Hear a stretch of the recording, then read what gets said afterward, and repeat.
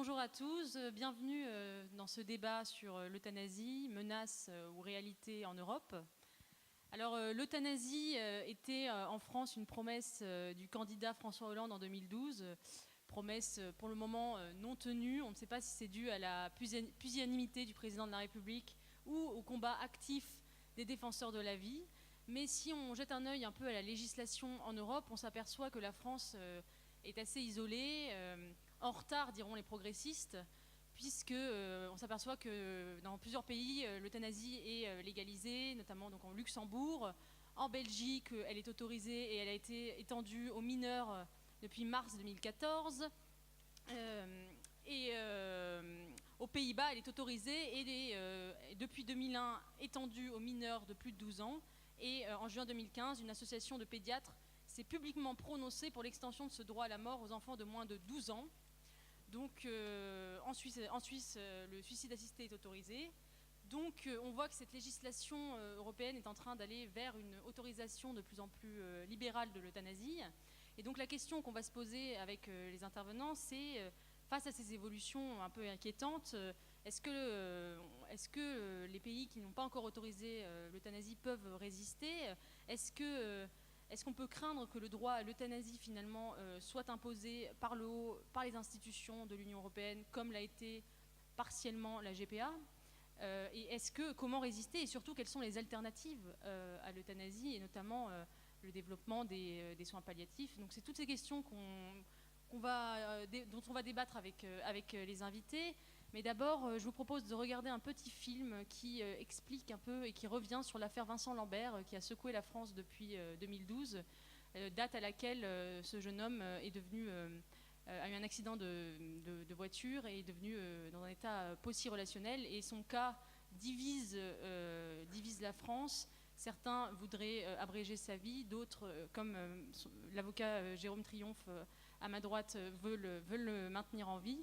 Et son cas déchire l'opinion et nous allons donc revenir sur les différentes étapes à travers un petit film de cette affaire et qui a remis l'euthanasie sur le devant de la scène en France et qui est un débat vraiment douloureux et je pense que c'est bien de repartir de ce cas particulier pour aborder cette problématique de l'euthanasie en Europe. Donc je vous laisse regarder ce petit film.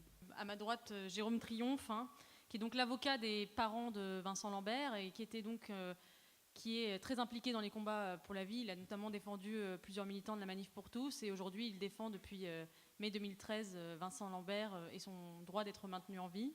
Geneviève Verdet, là-bas, qui est responsable du secteur bioéthique et écologie de l'homme des associations familiales catholiques et donc qui est très investie dans les débats relatifs à la bioéthique et qui a été auditionné par la mission SICAR en septembre 2012, qui a donné lieu au fameux rapport SICAR. Enfin, Benoît Bezelinck, je prononce bien, désolée, est oncologue à l'université Hôpital Leuven en Belgique et vous êtes battu et vous battez encore contre la banalisation de l'euthanasie dans votre pays, qui est quand même assez libéralisée. Donc vous nous donnerez votre point de vue sur ce qui se passe dans votre pays. Mais d'abord, je vais passer la parole à Jérôme Triomphe au sujet de cette affaire Vincent Lambert et de l'instrumentalisation qui en a été faite, notamment par ceux qui réclament la légalisation de l'euthanasie. Et voilà, on aimerait bien avoir votre point de vue sur la question. Et est-ce que le cas Vincent Lambert a été véritablement instrumentalisé par son hypermédiatisation dans le sens d'une revendication d'euthanasie ? Mais d'abord, merci de votre invitation.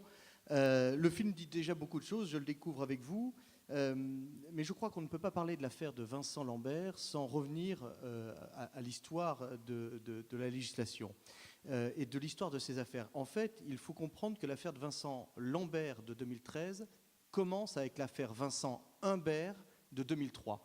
Vincent Humbert, je ne vais pas vous refaire son historique, mais à la suite d'un accident de voiture, il se retrouve tétraplégique, aveugle et muet, mais il a une pleine conscience. Il ne peut plus communiquer qu'en égrenant les lettres de l'alphabet avec un œil, je crois. Et on va lui faire dire, comme pour Vincent Lambert, qui ne peut pas parler, mais on va lui faire dire qu'il veut mourir. Il va réclamer le droit de mourir à Jacques Chirac, alors président de la République. Il va y avoir une instrumentalisation de cette affaire, une manipulation de sa mère notamment, qui va lui faire une injection létale, pas suffisante, puisqu'il va en réchapper. Et c'est le docteur Chaussois à Berck-sur-Mer qui va achever le travail, si j'ose dire, et lui faire une injection définitive de chlorure de potassium. Et nous apprendrons plus tard, par le biais de son kinésithérapeute Hervé Messager, que Vincent Humbert, donc à ne pas confondre avec Vincent Lambert, que Vincent Humbert ne souffrait pas, qu'ils riaient ensemble et qu'ils n'avaient aucune intention de mourir. Mais il était trop tard, évidemment. Et c'est à la suite de cette affaire Vincent Humbert, qui avait beaucoup agité les médias et l'opinion publique, que va être demandé à Jean Leonetti de rédiger une loi qui va donner lieu à la loi de 2005, la loi Jean Leonetti. Et la question, elle est simple en réalité. Quand on va lui demander, quand on va lui confier cette loi, il faut régler les cas comme ceux de Vincent Humbert. Comment fait-on pour se débarrasser de ceux qui encombrent ou de ceux qui demandent à mourir prétendument parce qu'ils ne l'avaient en réalité jamais demandé? Piquer à l'hypnovelle, piquer au chlore de potassium, c'est sale, c'est moche, c'est contraire au serment d'Hippocrate, donc ça on ne veut pas le faire. Et Jean Leonetti va rédiger sa loi, une loi qu'on a dite équilibrée, mais qui en réalité contenait déjà en 2005 tous les ferments qui vont donner lieu à l'affaire de Vincent Lambert. Je vais vous en donner la démonstration, je crois. La loi Leonetti de 2005 avait officiellement pour but de mettre fin à l'acharnement thérapeutique, qu'on appelle dorénavant obstination déraisonnable. L'acharnement thérapeutique me semble un terme beaucoup plus précis. L'obstination déraisonnable, lutte qui est tout à fait légitime, qui était déjà dans le code de déontologie médicale et qui se retrouve 2500 ans avant Leonetti dans le serment d'Hippocrate. La lutte contre l'obstination déraisonnable permet, dans la loi Leonetti de 2005, d'arrêter un traitement qui est inutile. On peut très bien comprendre ce que ça veut dire. Du paracétamol pour soigner un cancer, ça ne marche pas. Disproportionné, là, c'est déjà plus difficile, ou qui aurait pour effet le seul maintien artificiel de la vie. Vous chercheriez dans cette énonciation légale une quelconque définition, il n'y en a pas. Et les médecins ont pu mettre dans cette catégorie de l'obstination déraisonnable finalement ce qu'ils voulaient, faute d'encadrement législatif. Aucune définition. Mais le plus grave, c'est que dès 2005 a été posée dans le cadre des débats parlementaires la question de l'alimentation et de l'hydratation donnée par voie artificielle. Il y a deux façons de la donner, par voie entérale, par voie intraveineuse, et par voie parentérale, c'est-à-dire une petite sonde gastrique extrêmement simple à poser, qui est extrêmement courante et que certaines personnes qui ont une vie active ont, mais qui ne peuvent pas déglutir par la bouche et qui sont nourries par voie gastrique, par une petite sonde. Eh bien, un amendement va être déposé en commission des lois, amendement au terme duquel il est précisé que l'alimentation et l'hydratation données par voie artificielle n'est pas un traitement, est un soin ordinaire qui est dû à tous. Cet amendement va être rejeté par la commission des lois. C'est-à-dire que l'intention du législateur de 2005, Leonetti, c'est de permettre l'arrêt de l'alimentation et de l'hydratation qui est considéré comme un traitement, mais il va refuser de le mettre expressément dans la loi. C'est une première hypocrisie qui fait que beaucoup de personnes de bonne foi vont être trompées par cette loi. D'autres l'avaient vu, d'autres l'avaient dénoncé, mais on va passer comme cela en catimini. Et finalement, en 2014, le Conseil d'État va dire quoi? Dans l'affaire Vincent Lambert, il va dire l'alimentation et l'hydratation données par voie artificielle, comme cela est le cas pour Vincent Lambert, c'est un traitement qui peut être arrêté. C'était la volonté du législateur.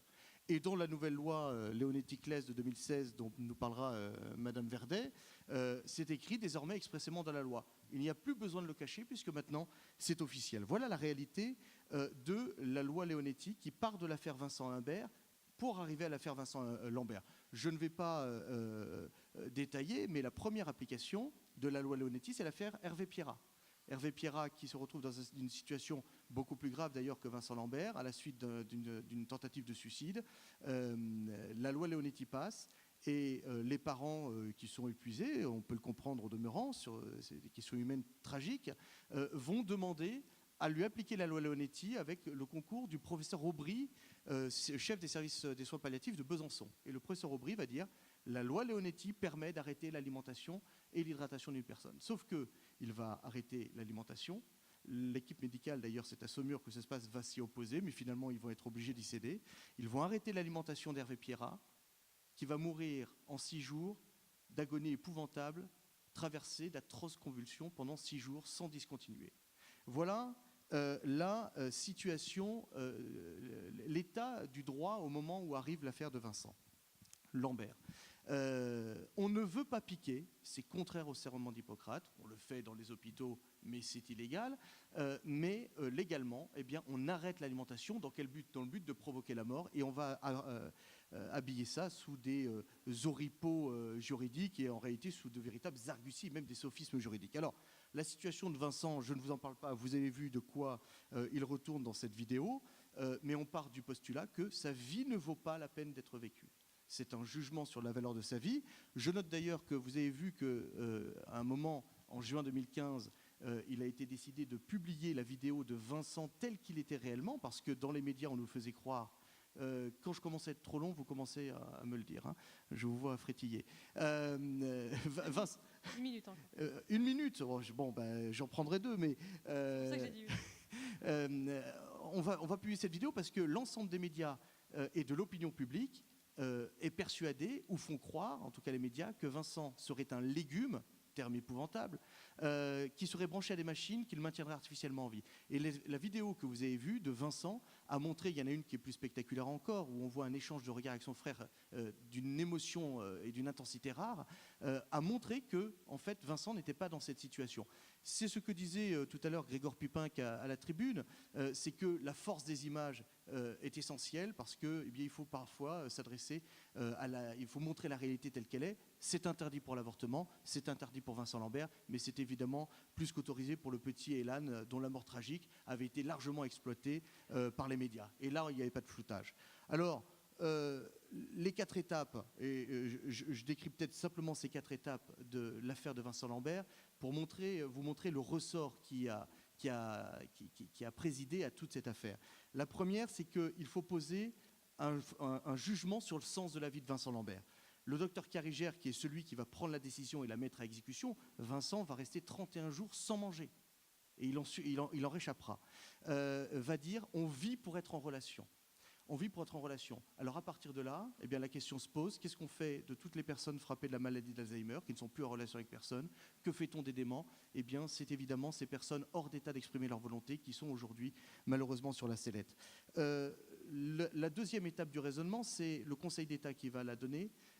Il érige une nouvelle règle de droit, le droit de ne pas subir une obstination déraisonnable, sans définition évidemment, est d'égale valeur au droit à la vie.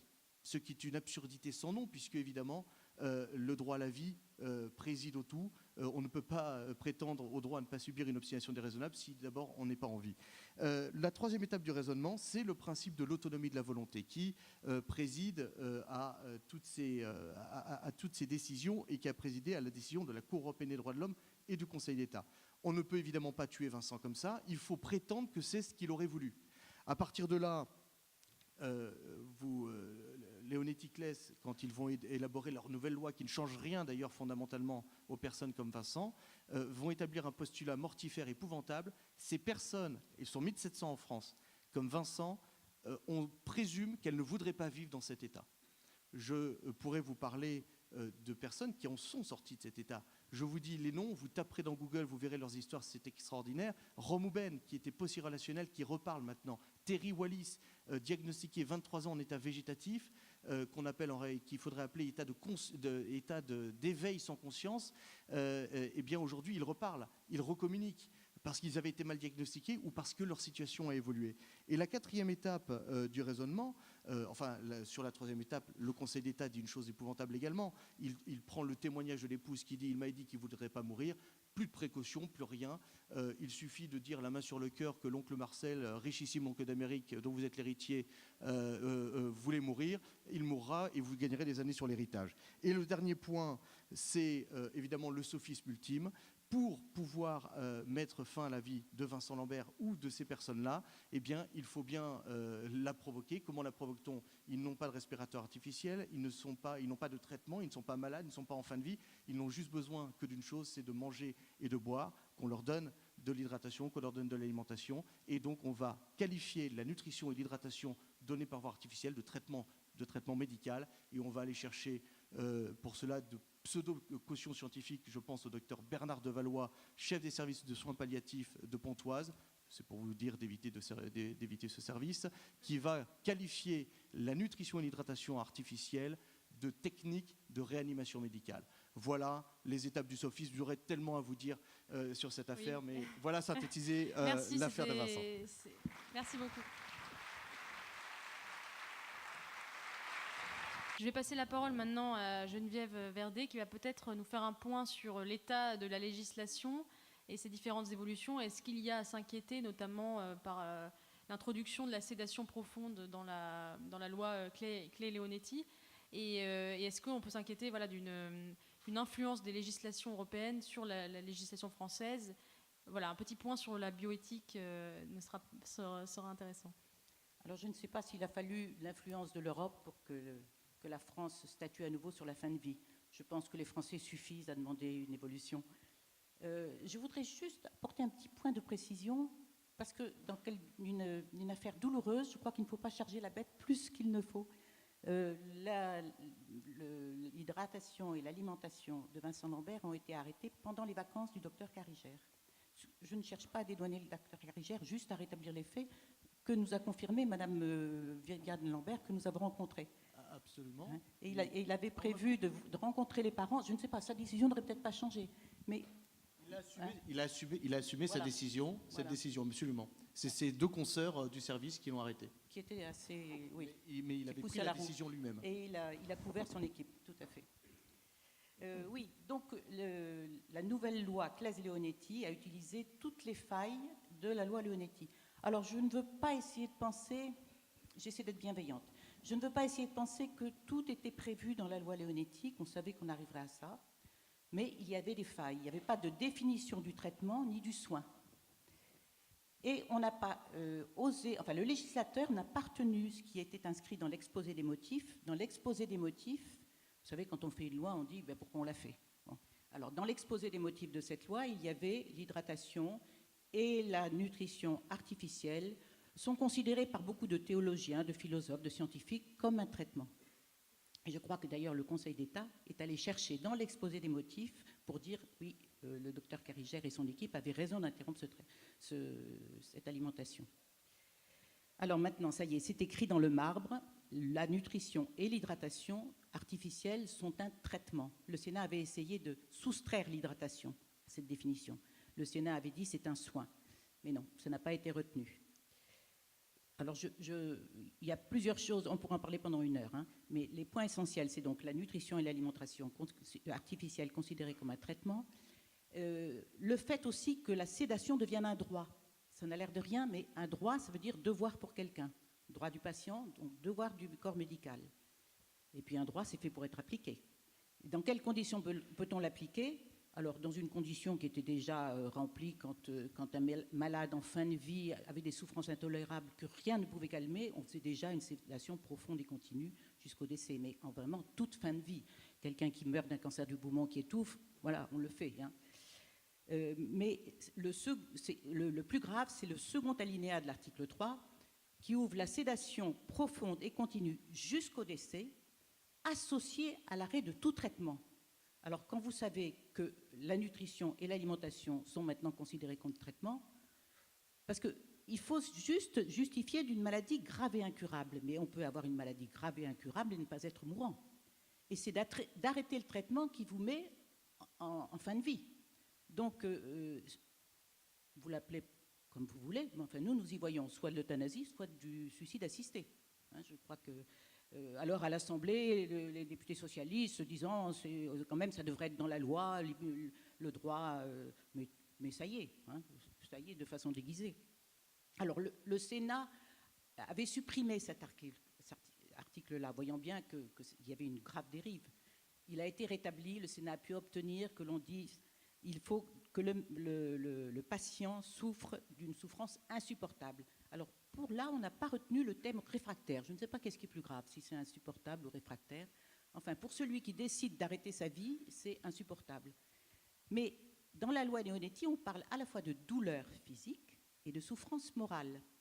Dans la loi Claes-Leonetti, on ne parle plus que de souffrance. Et d'ailleurs, pour qu'on ne s'y trompe pas, Jean Leonetti a bien dit qu'il s'agit d'une souffrance globale, c'est-à-dire non seulement physique, mais morale, psychologique, spirituelle. Alors, c'est éminemment subjectif. Donc, vous voyez, si on veut vraiment porter atteinte à sa vie, on peut dire qu'on souffre d'une souffrance existentielle insupportable. Alors, concernant, il y a un troisième point, et ça avait été beaucoup réclamé par le docteur Sicard. Lui, il ne souhaitait pas qu'on légifère sur l'euthanasie et le suicide assisté, mais il était favorable à ce que les directives anticipées deviennent contraignantes, parce qu'il disait elles ne sont jamais respectées. Jusque-là, alors les directives anticipées sont utiles quand vous n'êtes plus en état d'exprimer votre volonté. Jusque-là, le médecin devait les consulter. Là, on a introduit qu'elles deviennent contraignantes. Heureusement, le Sénat est passé par là et a quand même modulé. C'est-à-dire qu'il a ouvert aux médecins plus de possibilités de ne pas suivre ces directives contraignantes. Et il a réussi à obtenir aussi que ce soit le médecin seul qui prenne la décision, parce que dans le texte de l'Assemblée nationale, c'était une procédure collégiale suivie d'une décision collégiale. Donc vous voyez, le Sénat a quand même bien travaillé, il n'a pas pu empêcher le plus grave, mais il a fait ce qu'il a pu.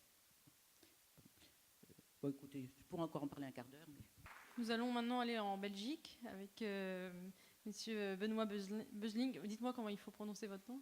Beusling, c'est bien. Je voudrais arrêter de l'écorcher.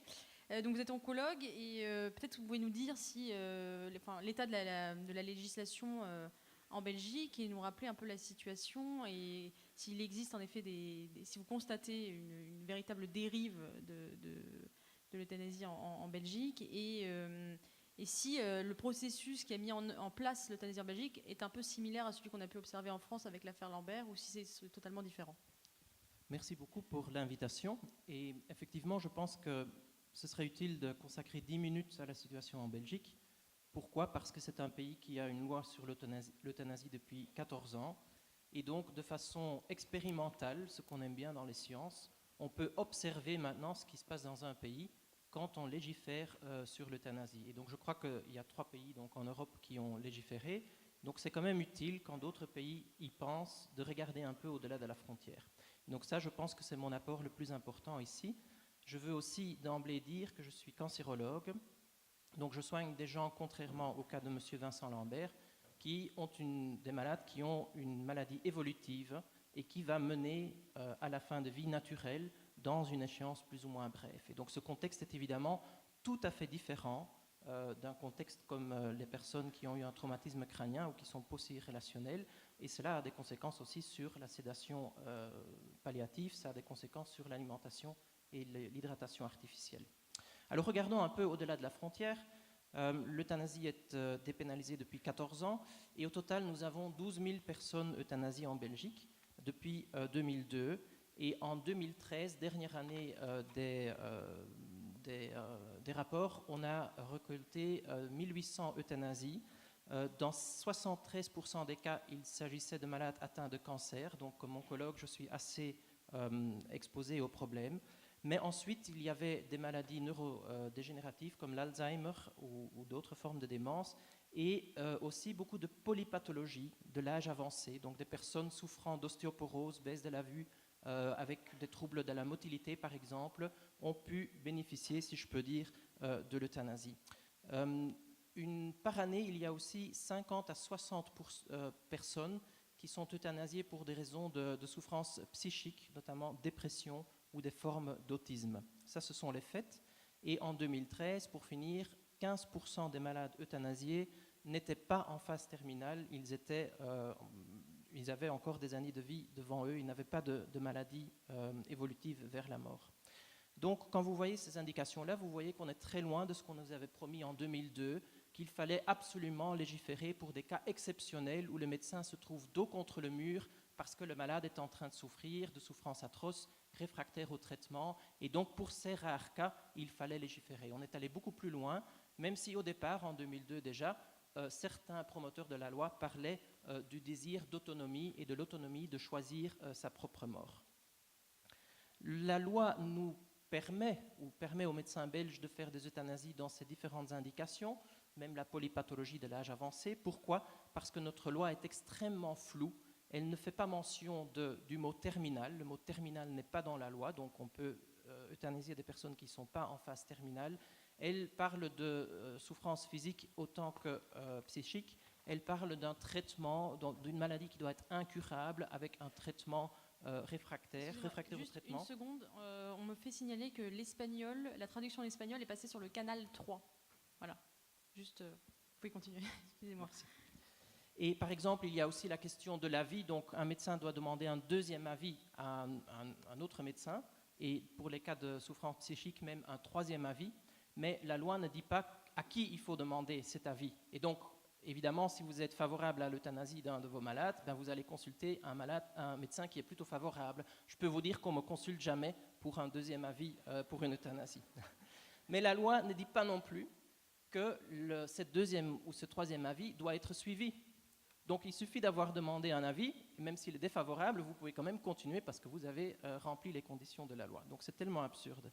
Alors ce qui nous aide pas non plus, c'est qu'il y a un contrôle de commission en Belgique qui doit évaluer a posteriori. Ça c'est un problème aussi parce qu'évidemment le malade ou la victime, si je peux dire, et je parle autant du malade que de sa famille, qui peut être victime de cette situation, eh ben, c'est sans recours. Le malade est mort et le contrôle ne se fait qu'à posteriori. Donc s'il y a eu un problème dans la procédure, on ne peut plus ressusciter le malade, évidemment.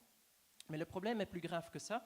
Le problème, c'est que ceux qui siègent dans la commission d'évaluation fédérale d'euthanasie en Belgique sont en majorité des personnes qui ont pensé la loi, qui appliquent la loi, donc c'est les plus grands euthanasieurs de Belgique, et qui, en même temps, sont toujours en train de promouvoir son extension. Donc ça, c'est vraiment un principe qui est contre la démocratie, puisque le législatif, l'exécutif et le judiciaire sont dans les mêmes mains. Donc c'est vraiment quelque chose qui n'est pas juste, qui n'est pas neutre. Et du coup, on ne doit pas s'étonner que de ces 12 000 euthanasies, il n'y a quasi aucun dossier qui a été passé au parquet pour investigation. Et bien souvent, quand des familles se sont plaintes, on a dit que c'était à la volonté du malade. Et puis quand on demande plus de renseignements médicaux, les médecins vont se réfugier derrière le secret médical. Il a fallu attendre 2015 pour qu'un premier cas soit référé au parquet. Et c'est un médecin traitant qui est président de l'Association pour le droit de mourir dans la dignité qui a fait la bêtise, enfin peut-être que c'est une manœuvre politique, c'est encore possible, d'euthanasier en direct à la télévision une dame de 86 ans qui est en dépression réactive parce que sa fille venait de mourir. Et donc cette dame, il n'y a pas de deuxième médecin qui a été consulté, il n'y a pas de psychiatre. Et donc là, puisque c'est à la télévision australienne que ça a été montré, eh ben, la commission a été obligée de référer ce dossier au parquet. Les médias ne nous aident pas non plus parce qu'ils sont en train d'exalter la loi belge comme une loi de l'avenir, comme le progrès. Et les promoteurs de la loi considèrent la Belgique comme la pointe du progrès et n'hésitent même pas à dire que l'euthanasie des personnes en souffrance psychique, tenez-vous bien, c'est la prévention du suicide. Parce que sinon, ces personnes suicident. Non, c'est comme ça. C'est hallucinant, oui. Bon, on commence quand même à avoir un petit retour de situation parce qu'il y a entre-temps 2 dossiers qui sont en justice. Ce sont des familles qui ont perdu une personne proche par euthanasie pour raison de dépression et qui ne comprennent pas ce qui s'est passé, qui ne sont pas d'accord, parce que la loi aussi, j'ai oublié de le dire, stipule que la famille ne doit jamais être mise au courant, que c'est la seule décision du malade au nom du principe de l'autonomie. Alors, l'euthanasie, pour moi, quand mes malades m'en parlent, reste un cri d'alarme, un appel au secours. Et donc, je pense que le plus important, c'est d'enlever la peur de souffrir. Quand les pro-euthanasie font des slogans en disant « Heureusement, on a l'euthanasie, ainsi on ne doit plus souffrir de façon inhumaine et cruelle », parce que c'est le slogan qu'on utilise, mais évidemment, on est en train de créer une vague de panique chez les malades qui pensent tous qu'ils vont souffrir horriblement et que la seule solution, en plus, c'est d'apporter la mort. Et donc, ces slogans ont vraiment causé chez les malades des vagues de panique. Il faut d'abord enlever cette peur de mourir, une peur de mourir. Enfin, la mort, en général, est quand même un processus naturel. Et dans la plupart des cas, se passe doucement. Et nous autres, les médecins, nous pouvons aider à mourir, parce qu'on le fait aussi, sans euthanasie, mais en soulageant, en essayant d'orienter vers la complication qui va mener à la moindre souffrance possible. Nous promettons aussi à nos malades de ne pas faire de l'acharnement thérapeutique. Et pour eux, c'est très important que de leur dignité, qu'on ne fasse plus de traitements qui sont sans utilité. Nous entamons une discussion très ouverte sur leur état de santé, les possibilités de traitement. Un malade qui est dans l'inconnu, qui ne sait pas où il va, qui ne sait pas ce que les médecins sont en train de faire avec lui, mais qui sent ses forces faiblir, eh bien, ça va lui poser des problèmes psychiques importants qui peuvent mener à une demande d'euthanasie. Donc, communication honnête.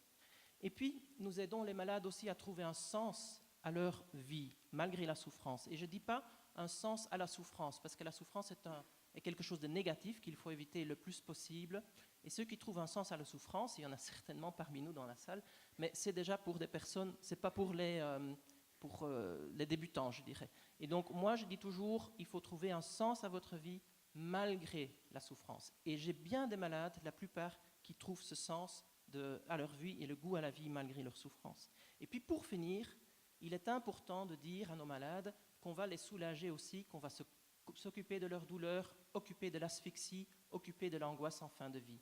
Mais je dis ça vraiment à la fin, parce qu'à mon expérience, même chez des malades qui sont atteints de cancer, la raison de demander l'euthanasie est rarement une raison physique, de souffrance physique. C'est toujours psychique. C'est la peur de dépendre des autres, c'est la peur d'être une charge pour la famille, c'est la peur de dégringoler, c'est la peur qu'ils vont s'épuiser dans de l'acharnement thérapeutique.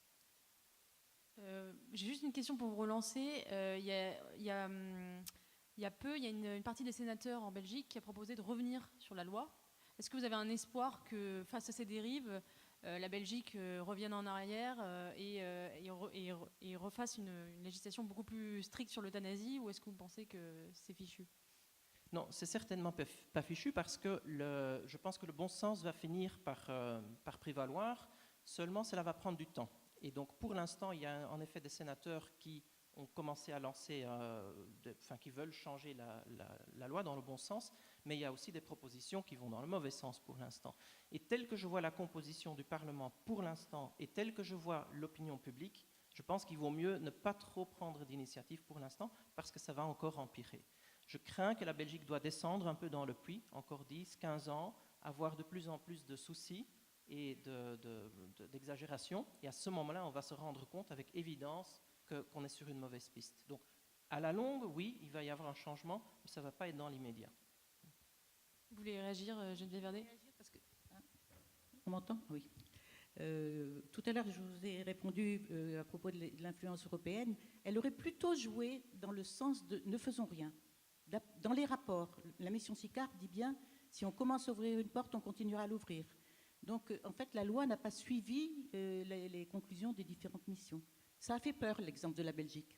C'était cité dans plusieurs rapports. Voilà. Nous remarquons aussi, on a fait un site web il y a 2-3 ans qui s'appelle euthanasiestop.be. Et suite à ça, on a eu beaucoup de couverture médiatique. On a eu les journalistes du monde entier. Et notre consolation, même si on a perdu la bataille avec l'extension de la loi aux enfants, notre consolation a été qu'on a vraiment joué l'opinion publique aux États-Unis, au Canada, en France, en Italie. On a eu la presse du monde entier, en Nouvelle-Zélande. Donc je pense qu'effectivement, il y a des gens qui ont regardé la situation en Belgique et qui en ont tiré les conclusions. Dans sa mission, notamment, le professeur Sicard est allé dans plusieurs pays européens et il disait surtout n'y touchons pas. Jean Triomphe ? Oui, docteur, pour rebondir sur les chiffres que vous avez donnés, vous avez parlé de 12 000 euthanasies effectives en Belgique. Moi, j'ai un autre chiffre à vous donner. C'est un chiffre qui est donné par Jean Leonetti lui-même dans le rapport qui a été commandé par le Conseil d'État dans l'affaire Vincent Lambert. Et en 2015, il revendique depuis 2005, depuis l'édiction de sa loi, 70 000 arrêts de traitement, donc morts par arrêt de traitement sur des personnes hors d'état d'exprimer leur volonté. Donc c'est toujours le même problème, c'est que comme l'a très bien dit Madame Verdet, la question de la sédation aujourd'hui en 2016, c'est une question euthanasique ou de suicide assisté, puisqu'on meurt de l'arrêt de l'hydratation en quelques jours, qui est systématiquement associé à la sédation. Mais depuis 2005, il y a eu 70 000 arrêts de traitement revendiqués sur des personnes hors d'état d'exprimer leur volonté. Alors, dans les 70 000, il y a évidemment des traitements qui étaient probablement disproportionnés, inutiles, nous en sommes bien d'accord, mais combien de Vincent Lambert là-dedans ? Combien de personnes à qui on a arrêté l'alimentation parce que c'était le seul moyen légal de provoquer leur mort ? Je pense d'ailleurs, par exemple, à l'affaire de Jules Bianchi, vous savez, le coureur automobile qui a eu un accident gravissime au Japon, qui s'est retrouvé dans une situation comme Vincent Lambert. Quand vous écoutez les propos, il est mort en juillet dernier, et quand vous écoutez les propos de sa famille, des différents intervenants dans cette affaire, eh bien vous apercevez qu'on lui a appliqué la procédure collégiale à la Leonetti, au terme de laquelle eh bien, on lui a arrêté l'alimentation et il est mort de dénutrition. Et peut-être même de déshydratation. Donc toutes ces questions, ce sont des questions d'euthanasie déguisées, mais des questions d'euthanasie. Donc vous avez 12 000 euthanasies officielles, mais nous avons probablement beaucoup plus et officieuses. Je crois qu'il y a aussi une partie importante des euthanasies clandestines en Belgique. J'ai lu le chiffre de 30% d'euthanasies qui se font en dehors des radars officiels. Donc en fait, ce qui s'est passé, une des raisons aussi de légiférer en 2002, c'était le fait de dire, voilà, en fait, cela se passe déjà dans la réalité. Il y a des médecins qui donnent un peu trop de morphine ou qui arrêtent un traitement qui est vraiment important pour continuer la vie. Et à ce moment-là, la motivation du législateur, c'était de dire, voilà, il faut sortir ça de la clandestinité pour qu'au moins on puisse suivre ce qui se passe et aussi que les médecins soient protégés et qu'ils ne puissent pas être inculpés devant la loi. C'était l'objectif de Leonetti aussi. Oui. Alors, il y a eu une étude qui est publiée en 2012 dans une revue scientifique et qui prétend qu'en Belgique, en Wallonie, il y a 42% des euthanasies qui ne sont pas déclarées et en Flandre, 27% qui ne sont pas déclarées. Donc, si vous calculez, ça fait 750 euthanasies qui ne sont pas déclarées sur un total donc, de 3000 plus ou moins. Donc, ça veut dire que même cette proposition de loi n'a pas résolu le problème des euthanasies clandestines, de 1.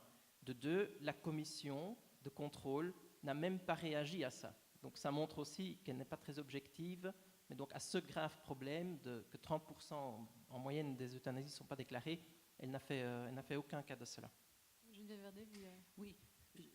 Alors nous présentons un peu les choses différemment en France. On ne parle pas de clandestinité tellement pour justifier une loi, mais on parle d'hypocrisie. J'ai assisté à presque tous les débats de la loi de révision de la loi de bioéthique, de la fin de vie. Je suis allée à l'Assemblée, on apprend énormément à l'Assemblée et au Sénat. Et c'est toujours le même motif. Ça se fait, donc c'est de l'hypocrisie de ne pas légaliser. Et puis alors, un autre argument imparable, ça se fait à l'étranger, donc il n'y a que les riches qui peuvent le faire. Donc il faut que les pauvres puissent le faire en France. C'est le même argument que pour l'avortement. Voilà, dès qu'on touche à des questions sociétales, puisque les riches peuvent y avoir accès à l'extérieur, il faut permettre aux pauvres de le faire aussi sur place. Tout à fait. Et on voit que c'est la même logique pour l'avortement, pour la GPA, pour toutes les logiques sociétales. Je crois qu'il est temps de conclure ce débat très riche. Merci pour vos apports juridiques et techniques et l'expérience de la Belgique était très intéressante puisqu'elle nous permet de nous montrer en acte ce que signifie une légalisation ouverte de l'euthanasie. Après, comme vous le dites, peut-être qu'il faudra attendre encore malheureusement 10 ou 15 ans avant d'en voir la réalité et d'en assumer la réalité et peut-être retourner en arrière. Mais bon, il me semble que derrière tous ces aspects un peu techniques et juridiques que l'on a abordés ici, c'est vraiment une question philosophique et métaphysique derrière. C'est quelle est la place du plus faible dans notre société ? Est-ce qu'on veut promouvoir une culture de mort ou une culture de vie ? Et surtout, voilà, comment nos sociétés abordent la mort ? Et est-ce qu'il n'y a pas finalement d'autres moyens que ce moyen extrême pour soulager les gens en fin de vie ? Et on n'a pas malheureusement eu le temps d'aborder les soins palliatifs et toutes les alternatives qui existent à l'euthanasie et qui me semblent peut-être plus intéressantes. En tout cas, merci beaucoup pour ce débat.